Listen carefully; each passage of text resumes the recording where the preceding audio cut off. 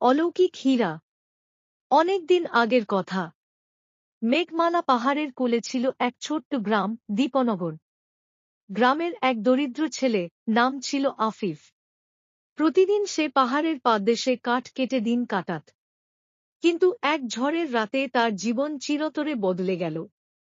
সেই রাতে পাহাড়ের চূড়ায় হঠাৎ এক ঝলক আলো দেখা যায়। গ্রামের সবাই ভয়ে সরে আসে, কিন্তু আফিফ সাহস করে পাহাড়ে উঠে যায়। উপরে গিয়ে সে দেখে একটি হীরা, এত উজ্জ্বল যেন সেটি নিজের আলোয় চারদিক আলোকিত করছে।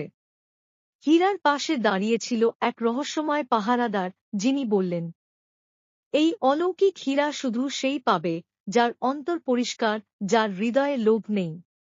আফিফ বলল, আমি কোনো ধন চাই না, শুধু আমার গ্রামের মানুষের দুঃখ দূর করতে চাই।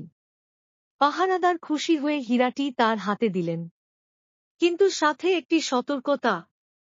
এই হীরা দিনে একবার মাত্র আলো ছড়াবে, যদি তুমি তা সৎ কাজে ব্যবহার করো, তাহলে তার শক্তি চিরস্থায়ী হবে।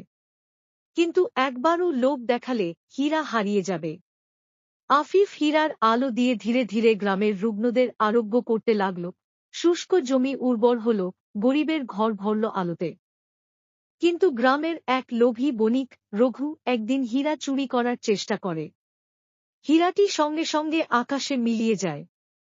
আফিফ কাঁদতে কাঁদতে পাহাড়ে ফিরে যায়।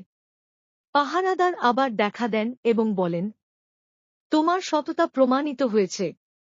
হীরা চিরকাল তোমার হৃদয়ে জ্বলবে, বাইরে নয়। এখন তুমি আলো ছড়াবে মানুষের মধ্যে, নিজেই হীরার মতো। আসল আলো কোনো বস্তু নয়, মানুষের মনের ভেতরের সততা, সাহস ও ভালোবাসা, এই গুণই সত্যিকারের অলৌকিক শক্তি।